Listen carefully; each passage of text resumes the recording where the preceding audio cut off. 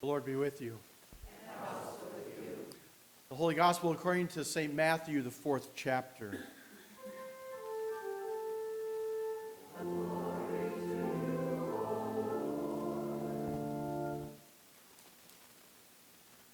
Then Jesus was led by the Spirit into the wilderness to be tempted by the devil. After fasting 40 days and 40 nights, he was hungry. The tempter came to him and said, "If you are the Son of God, tell these stones to become bread." Jesus answered, "It is written, 'Man shall not live on bread alone, but on every word that comes from the mouth of God.'" Then the devil took him to the holy city and had him stand on the highest point of the temple.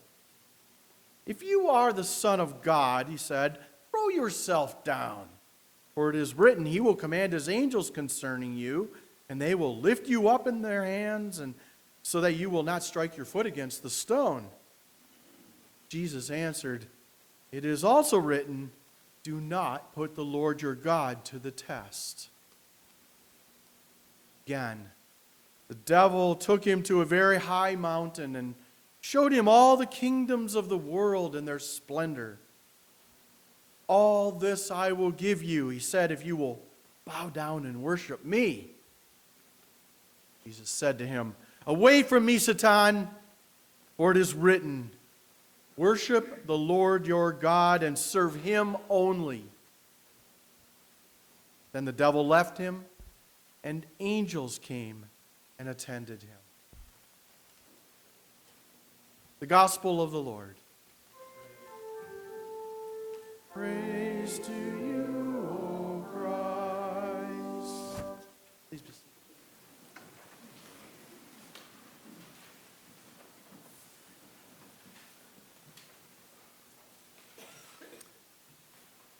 So I was talking with a couple of parishioners after Ash Wednesday's sermon when I introduced this idea of a 12-step Lent. And I was reminded of a story a friend told me when she was in grade school. Their class read through this story from Genesis, and it was in a Catholic grade school. And after they heard the story of this encounter between Adam and Eve, and when they eat of the fruit, and what happens after that, as you all know that story, Sister was walking around the room. She said, "Okay, everybody, take out a piece of paper, draw what you remember from this story." And she walked around over to little Stevie's desk, and she looked down after a couple of minutes of the drawing, and she said, "Well, Stevie, what's that?" So, "It's a car." "A car? Where did a car show up in the story?" He said, "Well, this is God driving Adam and Eve out of the garden."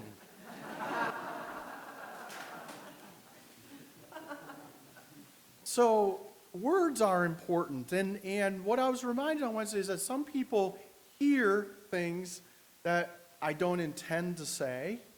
And sometimes things fall into categories in our minds that create images that aren't what I intend at all. And so what I want to just make very clear to you, as we're walking this journey through Lent, and as we're talking about the 12-step journey, the one that is most often associated with Alcoholics Anonymous or other addiction programs, my point in doing this is to suggest that there is a parallel. Not that the 12-step programs or that AA is Christian or Lutheran, but in fact, AA and the other 12-step programs are open to all people.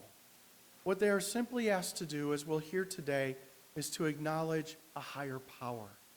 And so I'm using the 12-step experience, Bill W.'s insights, and what the 12-step journey invites people into as really a critique of Christianity, as an invitation and an encouragement for us to do what has helped so many people over the last 80 years to overcome the dis-ease in their life.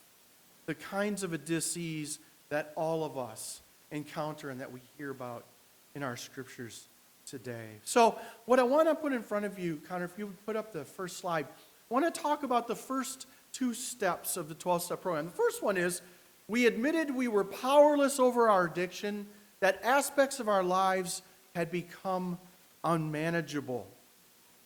And then if you show the second one, and the second step is that we came to believe that a power greater than ourselves could restore us to sanity.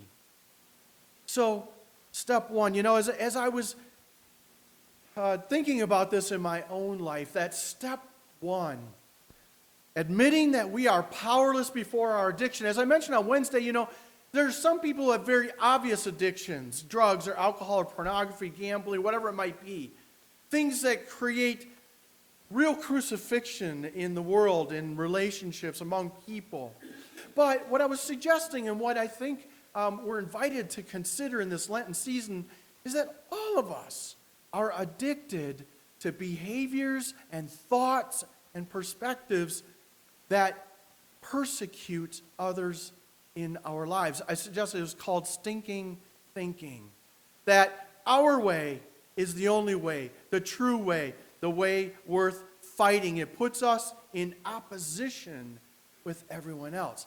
But the first step of the 12-step journey is admitting that, in fact, we are powerless to those addictions. And that naming the source of those addictions is the first step in being freed from them.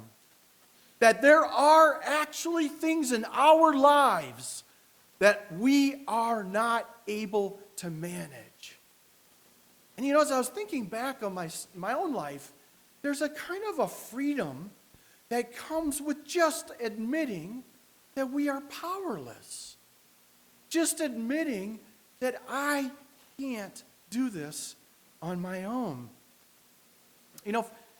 For me, I was fortunate in that I had people in my life starting all the way back, probably my whole life, but clearly for me in high school, as I was approaching my teenage years, I had people who cared about me and loved me enough to point out my addictions to me. And for me, what they sounded like was what are both my strengths and my curses. I'm an 8 in the Enneagram, and that doesn't necessarily mean anything to you, but I'm an impassioned person. I have a lot of energy for the underdog, for the vulnerable person, for people that I perceive are not being treated fairly. And I can get really worked up about that, especially if I think information has been withheld, or if there's triangulation going on, or people aren't treating each other with dignity. I can get really angry really quick, and I can get really overbearing, and I can get really confrontational. But I had some people point that out to me in a loving way, so that being shown it enough times, I was able to admit that I am powerless to that energy. It's how I am. It's how I'm built. It's what makes me unique in this world. It also is what makes me an incredibly great partner. Because I am loyal, and I will dump all my energy into a cause, and especially to protect people. But I was invited by those same people as I was shown my addiction to recognize that I had a God who had created me to care for people and invited me to practice listening. Listening instead of jumping to conclusions. Listening instead of thinking that I had to control every situation in order to keep it safe or fair or just. To imagine that everybody involved was dignified. Everybody has a portion of the truth. Everybody has a perspective that matters. And that my job was to hear those perspectives and to try to find a third way, a new way, an emergent way in the midst of that where everybody could be cared for and protected. But until somebody showed me my addictions, my flaws, showed me my selfish disobedience, I couldn't move beyond it. I was locked in those patterns of behavior. And it's been years and years of practice, which is what really addiction therapy is about, what recovery is about. It's about daily choosing to face those things that we are powerless over and to call upon that higher power. To believe that there is a loving power out there that desires goodness, and to call on that power to restore sanity, balance, wholeness to situations. I think that's what we're encouraged to do, what we're invited to do. And I think that our readings this weekend marvelously parallel this entry into this recovery process, this transfiguring, transforming process that we are called into as Christians in this Lenten time. So Paul, in that second letter to the Romans, was commenting on Genesis, which, I don't know if as you were listening to that story, if you realized that it's really a comedy. It's a comedy that's written by somebody about prehistory, about how did sin come into the world? How did we get so messed up anyway? Where did that come from? And think about it. Why do I say it was a comedy? We got a speaking serpent who's talking to humans. That's pretty irregular, wouldn't you say? It suggests that there are temptations, that there's cunning, that there are manipulations within the created world that we are constantly dealing with. It's not about the origin of it, it's about the fact that it is. And we have the story of the first humans, Adam, humanity, earth beings is what his name means, and the mother of the living, the female gender, together in this conversation with this invitation to disobey God. And we hear those temptations put in front of them. Oh, the fruit of that tree that we've been asked not to eat from, it's beautiful. And I imagine it's got to be tasty. Oh, it will satisfy my hunger and my pleasure so much. And now the serpent suggests that I will gain God's wisdom. My status will be elevated. I will be in control. I'll be like God. Won't that be wonderful? And then in eating it to have power. Power over the other beings in a way that is controlling, self-serving. Won't that be wonderful? And the humans give in. And what happens to them? Their innocence dies. Their intimacy with God dies. Their righteous relationship dies. And they are aware of their vulnerability, their nakedness, their difference is set apart for them clearly. And how do they respond to that? They sew fig leaves together. Have any of you ever felt fig leaves? They're scratchy. They're itchy. So the humans gain all this wisdom and they're still dumb. Because they don't know how to live in right relationship with the creation that they now control as gods. And the humans are left to suffer.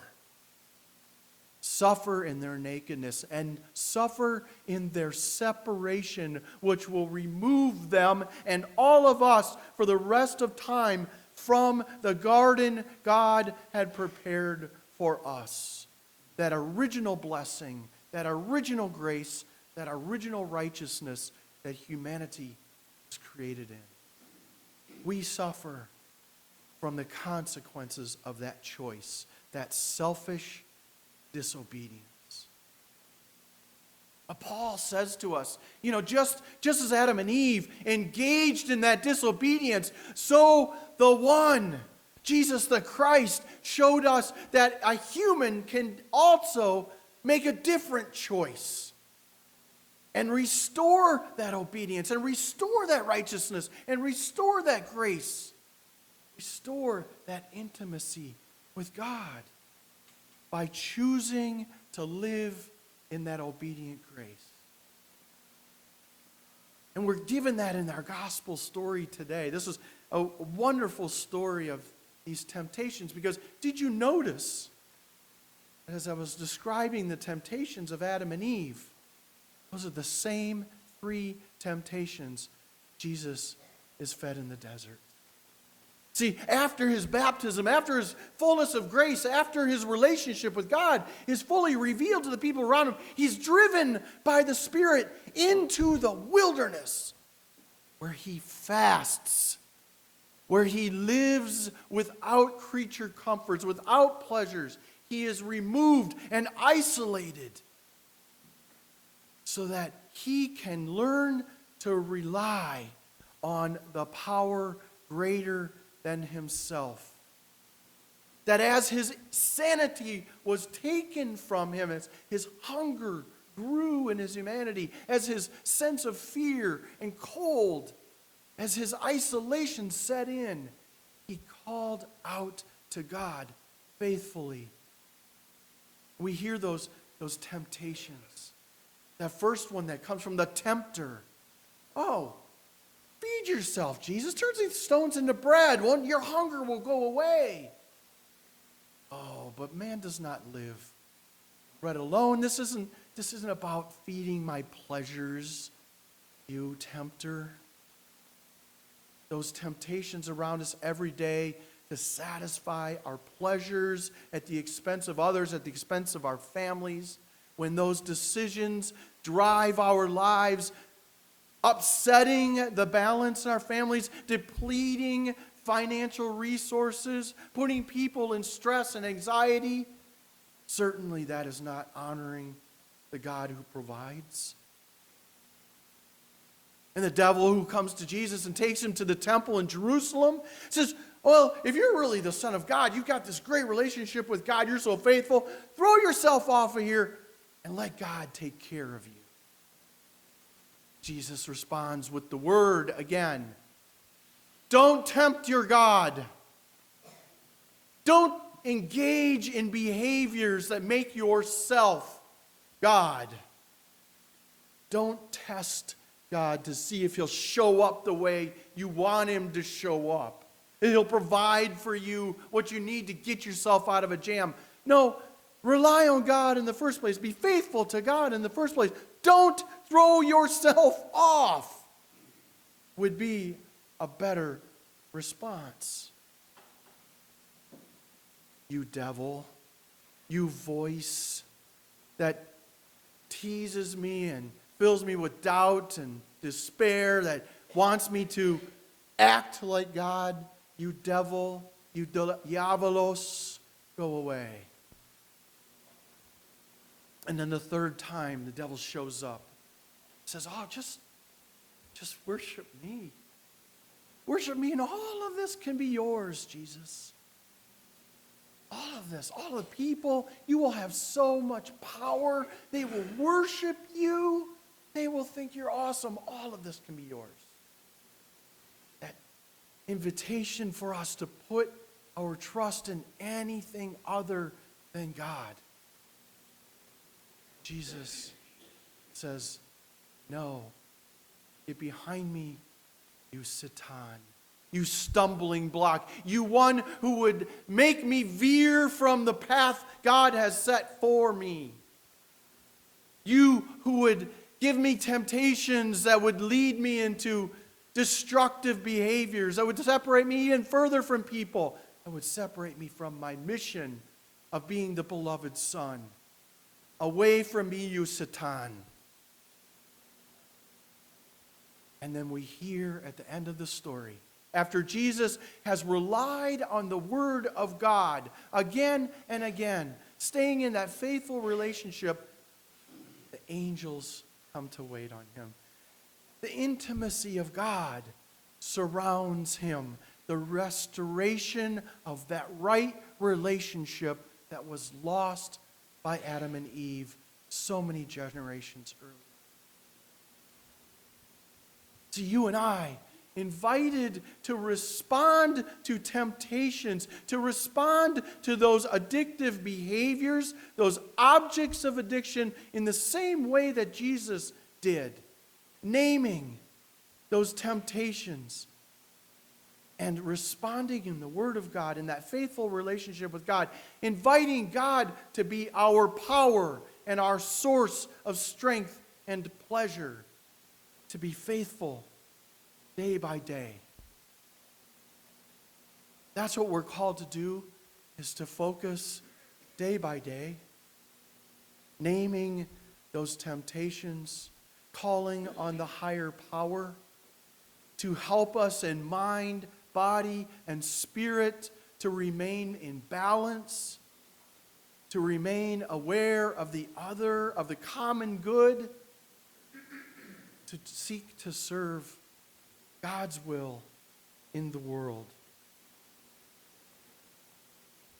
It's possible. A friend of mine who grew up as a missionary in Africa was telling me the story that when he was about 5 years old, they were walking, he and his mother and his brother were walking through the village, and it was after dark. And it was a village where there were poisonous snakes. And so they always carried a big torch, big flashlight. And he said to his mom this particular night, "Mom, can I have the flashlight? Can I have the flashlight?" And she said, "Okay, you can have it." And she gave it to him, and it took both of his hands to hold it. It was so big. And he's walking along the trail through the town, and he's doing this with the flashlight. And she said, finally, she put her hand on his hand and stopped him and said, "What are you doing?" And he said, "Well, I'm looking for the snakes." What do you mean you're looking for the snakes? "Yeah, I'm looking in the bushes, and I'm looking over on the side of the curb and in the trees." She said, "We're not worried about the snakes over there. We're worried about the snakes right in front of us, the ones that we might step on, the ones that might bite us." Keep your flashlight focused on the next step, and that will help to keep us safe. That's kind of like life, isn't it, for us? To stay focused, especially on this daily journey of Lent, to see the things right in front of us that cause harm, that can bite us. That serpent that was cursed to crawl on the ground as a snake, those kinds of serpents are all around us. Keep our flashlights focused. Keep our faith focused. Be intentional on our next step. So we have this prayer that we're invited to say together to keep us focused, to keep us open to naming our addictions, to keep us open to the power of our God in our midst. Let us say together this prayer that's on the front of your bulletin, in the bottom left-hand column. There are purple copies of this in your pews that you're welcome to take home, put on your mirror, on your television, on your computer. Pray this often. Pray this every day. Let us say, "God, grant me the serenity to accept the things I cannot change, courage to change the things I can, and wisdom to know the difference. Living one day at a time, enjoying one moment at a time, accepting hardship as a pathway to peace, taking as Jesus did this sinful world as it is, not as I would have it. Trusting that you will make all things right if I surrender to your will, so that I may be reasonably happy in this life and supremely happy with you forever in the next.